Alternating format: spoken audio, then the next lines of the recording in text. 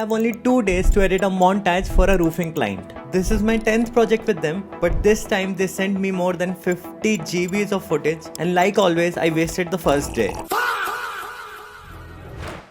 On top of that, I ran into every possible problem.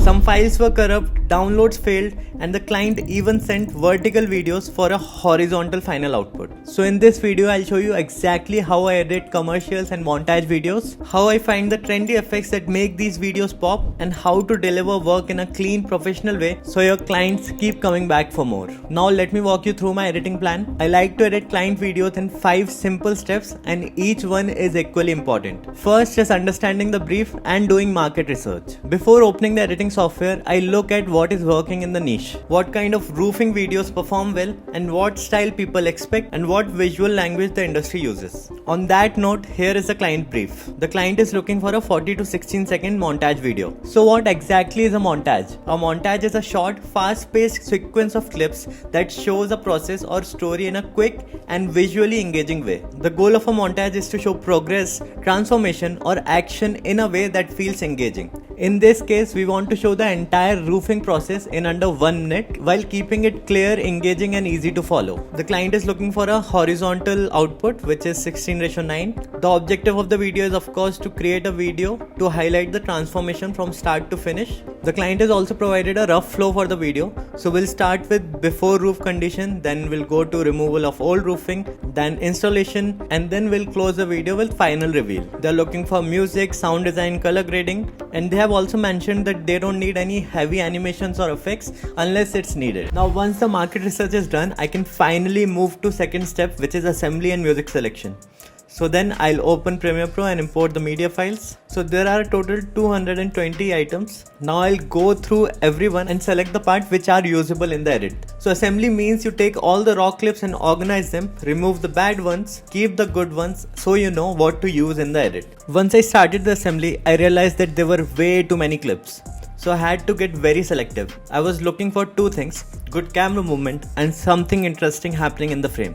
If a clip didn't have either of those, I skipped it. I was also filtering and placing clips based on what part of the process they were from. For example, I labeled all the reveal clips in tan color so I could easily identify them on the timeline. Even then, the process was taking longer than expected, so I took a quick protein bar and music break before jumping back in. Okay, I'm finally done with all the drone clips. There were close to 100 drone clips, so it took me around 1 hour. And now finally I can filter out the camera clips. One thing that I noticed is all the drone clips were shot in 23 fps and all the camera clips are in 60 fps. So what I'll do is I'll slow them down. I'll just right click on modify, interpret footage, and I'll change it to 24 fps. So it will be slowed down. Now this is a very important step which a lot of video editors miss. But whenever you are doing assembly, you need to make sure both the clips have same frame rate, or else it will cause a lot of problems when you're adding speed ramps or increasing the speed. Now I have close to 135 clips left to go through, so I'll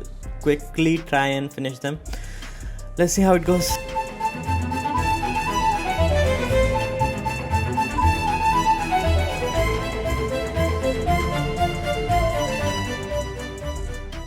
Okay, I'm finally done with the assembly.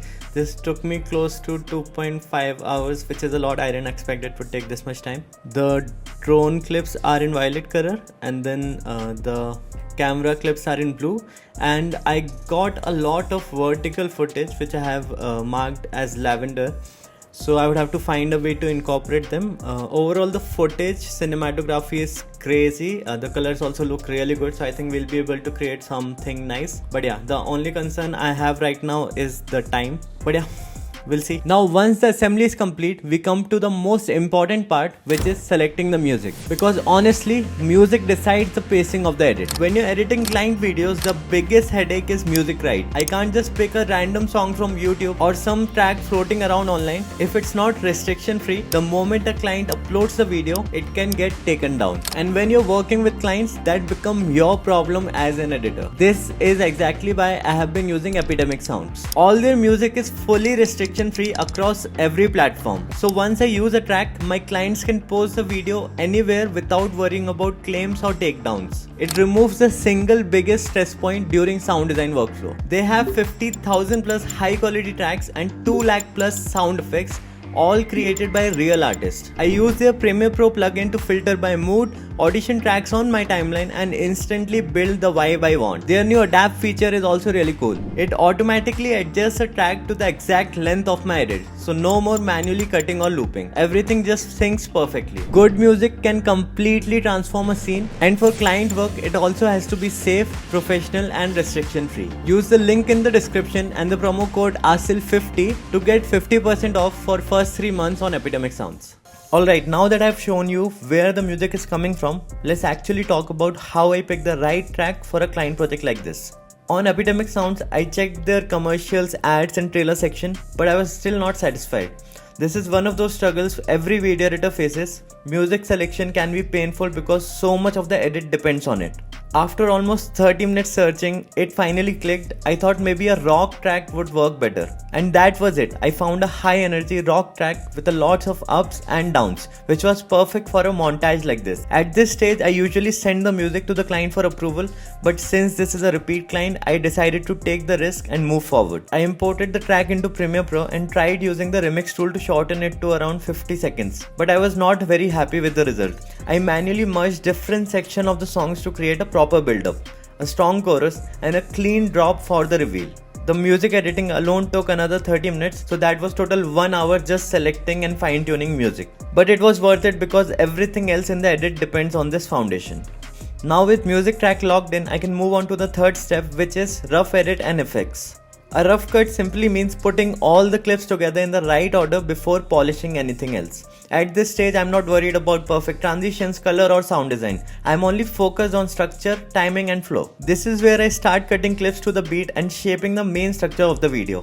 I begin by arranging the clips based on the music build-up. For the intro, I added establishing shots and the clips of the team arriving so the viewer immediately understands where the scene is and what the video is about. So before the first major beats, I used the shots of the team preparing to start the work. Right at the end of the build-up section, I also found 3 clean beats in the track which were perfect for integrating the viral clips without breaking the flow. Now as the music moves into the mid-section, I added shots of the workers removing the old roof. Here I mixed close-ups, drone shots and wide angles to keep the visuals dynamic. Then we move into installation phase where the new roofing material starts going in and all the way until the final beat drop. For the final reveal, I use strong drone shots to clearly show how the finished roof look like. This is also where I plan to do one VFX shot. After this, the rest of the edit has been kept simple, just drone shots to showcase the final work all the way till the end. Okay, so the rough edit is done. I am around 4 to 5 hours into the edit. I took a lunch break in between and grabbed a coffee. Let's go.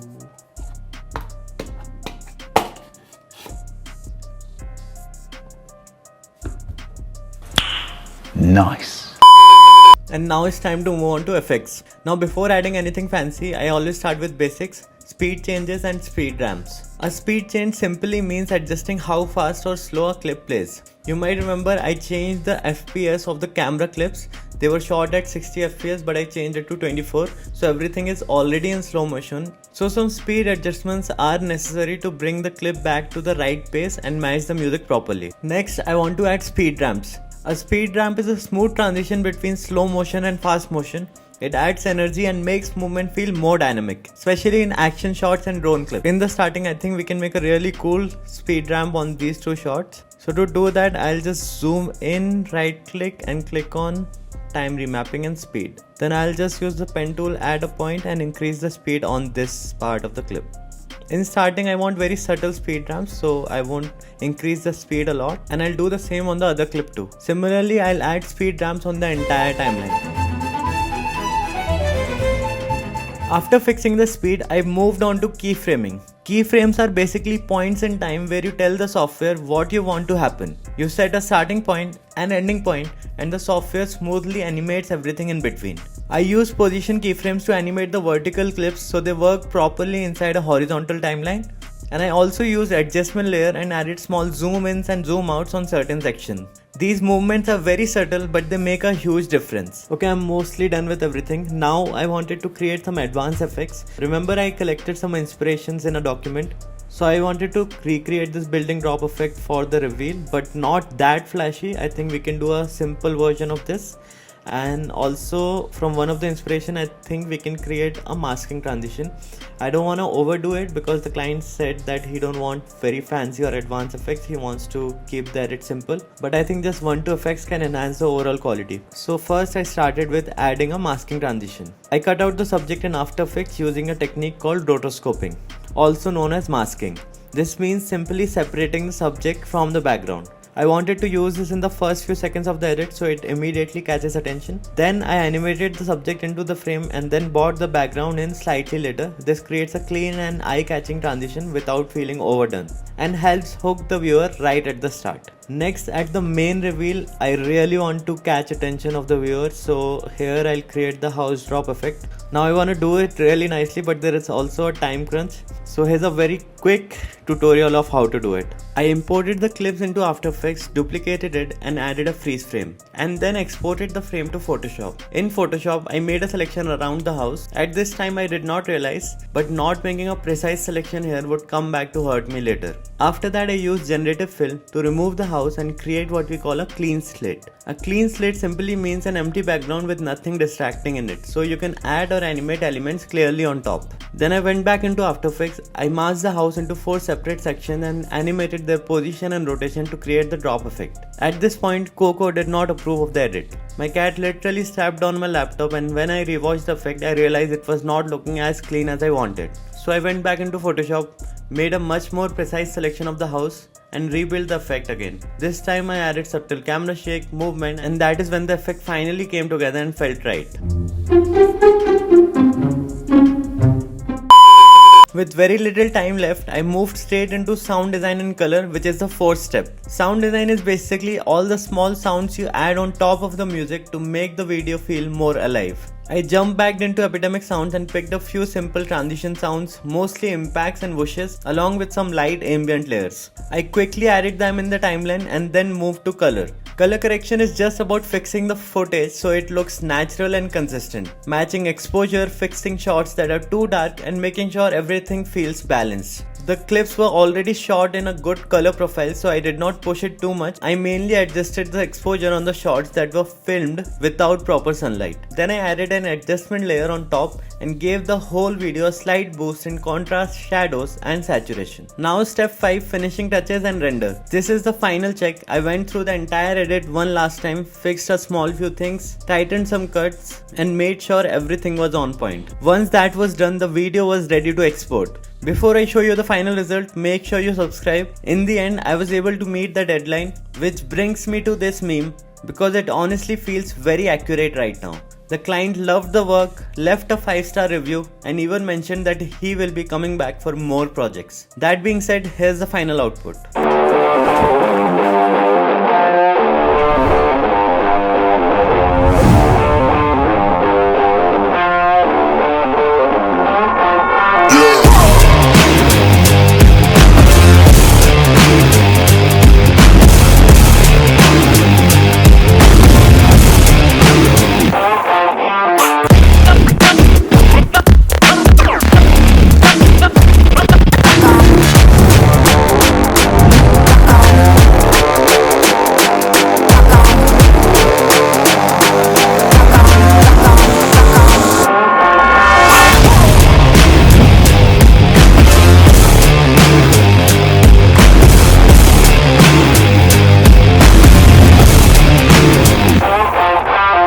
If you want to watch more client projects like this, check out this playlist.